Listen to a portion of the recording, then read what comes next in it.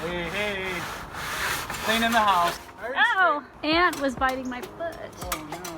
Oh, you're painting that too? Are you drinking wine? Turning wine into water. What are you doing, sir? How much better that looks. Taking out nails from the other siding that was up here before. And getting it ready to power wash. Will you power wash today or tomorrow? Today. Oh, okay. Yeah, that's a nice cool day to do that. Although it'd be Everything's wet nice. anyway, so. I was gonna say it'd be nice to do that on a hot day too. There you go. Take out the big nails, and I've been pounding in the small ones.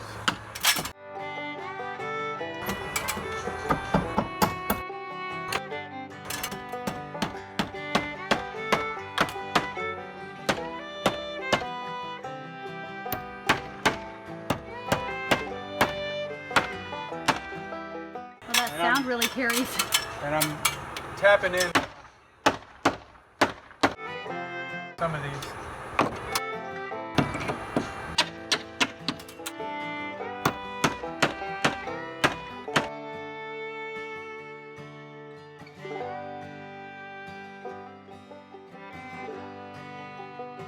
Hey, hey, cleaning the house, a little doing the dishes in the house.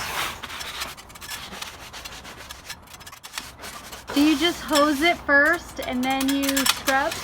Or do you just put water and then now you're scrubbing? Yeah, I already sprayed it. And then you sand it later? Yep, let it dry, and then go over it with sander. Oh wow. You're getting a good arm workout. Oh yeah. Is that hard or is it coming off pretty good? Yeah, coming off. It's hard? No, it's easy. You're getting a tan. Oh. Are you gonna do underneath the eaves? Huh? Are you gonna do underneath the, ooh, there's a lot of nails under the eaves. Oh yeah, I leave those.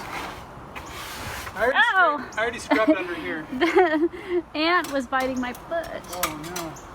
Jeez, those things hurt. Yeah. So you're gonna, oh wow, so you're gonna scrub, you're getting it wet underneath there too? Yeah, now I'm gonna spray down one more time because I just scrubbed it. So get back from the, Oh, okay. hit you. You're gonna paint under there too, or prime it? Yeah. I'm gonna prime now, but I'll paint later. That's what I mean, you're gonna prime underneath the, Yeah. oh.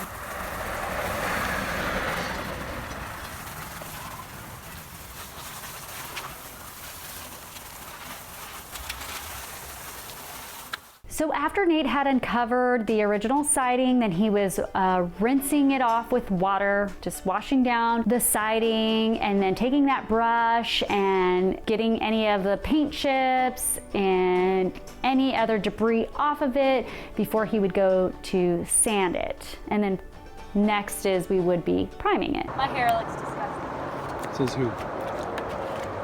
Yeah. Look at the farmer It's so girl. nice out here. Look at my bean sprouts. I think they're about ready. Here, come taste it and tell me if it's, I might want it cooked a little bit more. Give some to the camera.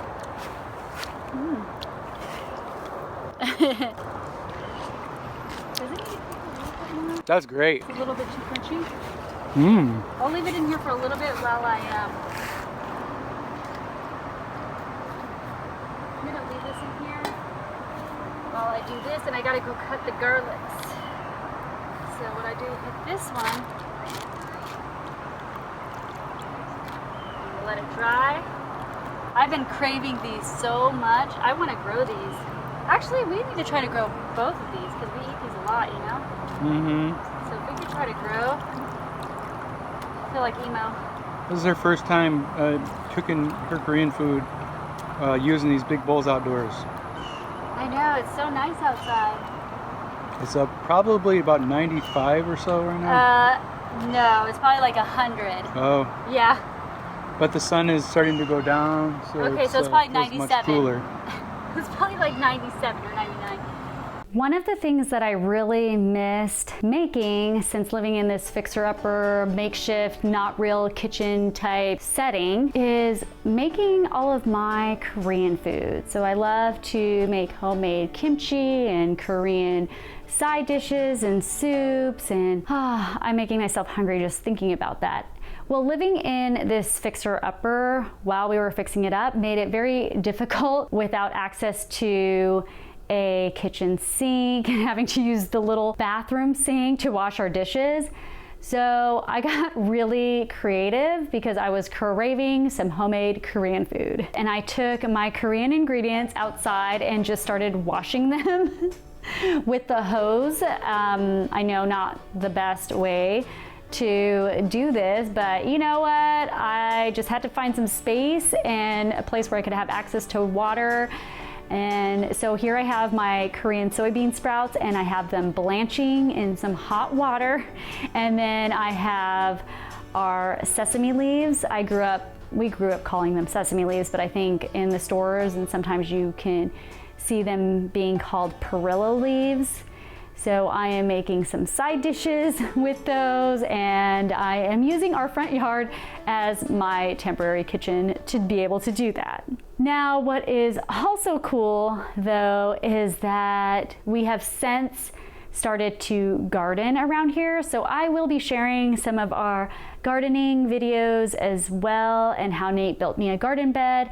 And we are growing our own sesame leaves, Korean gennim, which is what it's called. And they have been flourishing, and we have had such great harvests from it. And they are perennial, so they just keep coming back. Like last year I didn't even plant them because they just reseeded and came back. And so I'm excited for some more this spring and summer, and I'll have to share that with you and take you on a tour of our garden coming up soon as well. My plants were right here on the windowsill, and then the storm came, and now here's where my plants are. Aww, I'm so sorry. Look there's my lucky bamboo. And there's my, aww. I gotta clean this up now. So we left the house and we were out when a storm randomly came, and then when we got back home, my plants that I'd put on the bathroom windowsill had all blown over. We obviously had the window open. I guess we didn't realize there was a storm coming, so that was a travesty, but luckily it just fell on our plywood floors, so it made it very easy to clean up after. We just had a rainstorm for the last couple hours. This water, you can see it just kind of settles all right here, and that's when it goes under the house.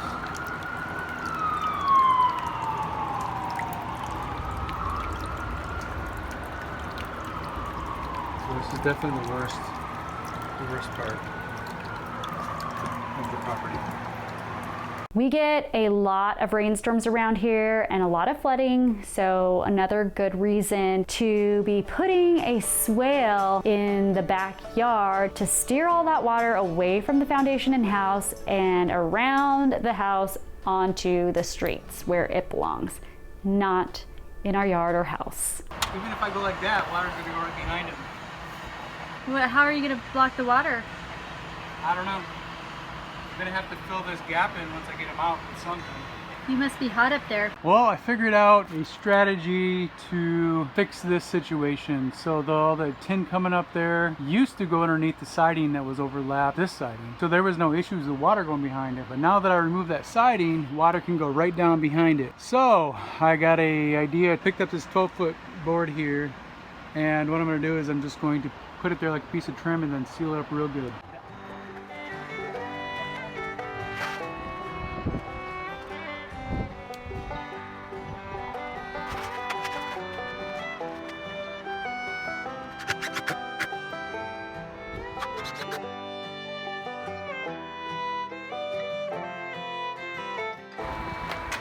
Good, huh?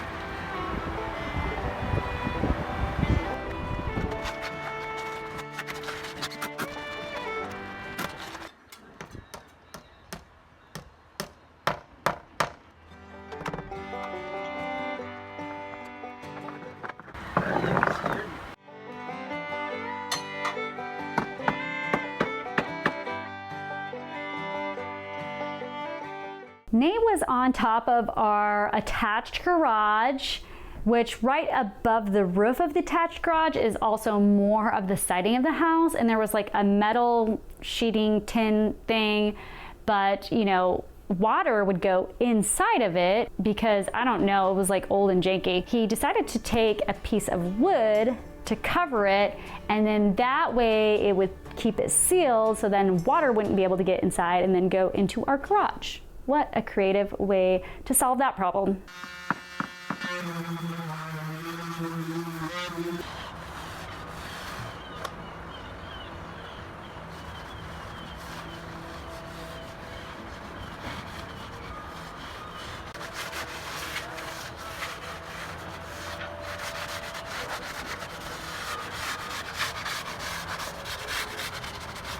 Here goes Nate sanding the siding not only with an electric sander, but also using a I almost said hand sanitizer. So here goes Nate sanding the siding with an electric sander. So here goes Nate siding the electric sander. Here goes Nate sanding the siding with an electric sander and also using a hand sander to get in the cracks and the crevices before he would begin to prime it. And he would also be priming those beautiful, wonderful rafter tails that we were able to uncover and expose.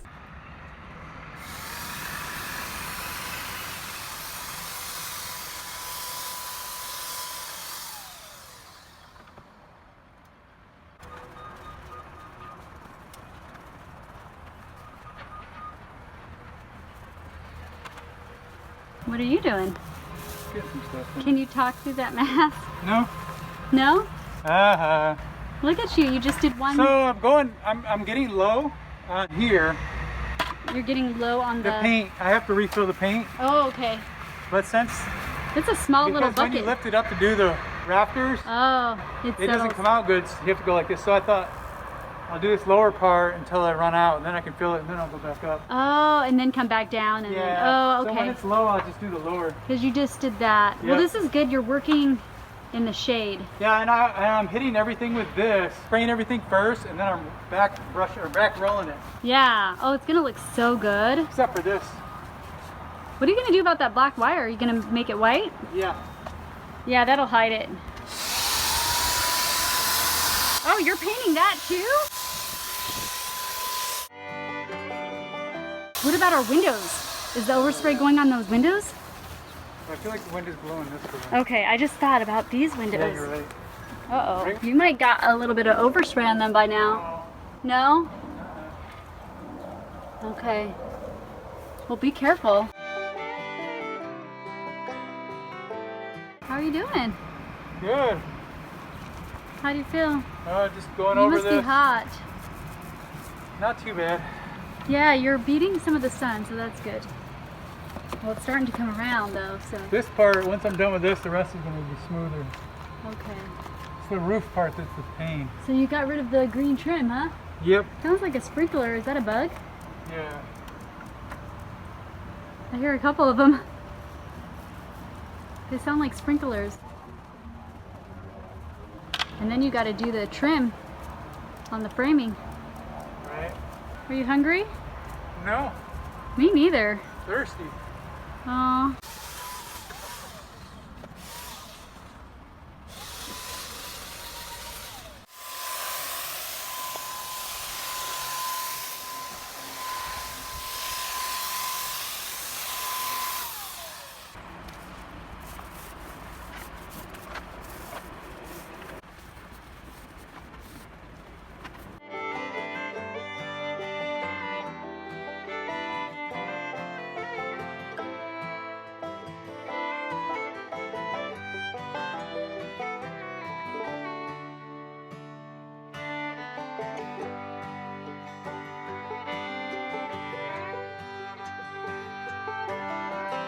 Wow.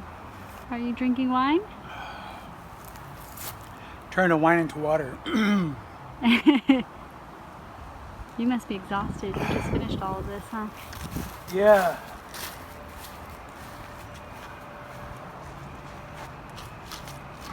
If you want to read more about this journey and see additional photos and more information, check out our blog, journeydowntheroad.com. You can also pick up a free small space living guide there. If you enjoyed this content, we would love for you to like this video and make sure to subscribe so that you don't miss any of our upcoming videos ahead. We've got a lot more progress to share with you, and we hope that you would join us on this journey. I dug out this area and then I'm marking where I want the dirt to go up to so that they're gonna have to see it. Just so you can see the size. Run up it. About my height.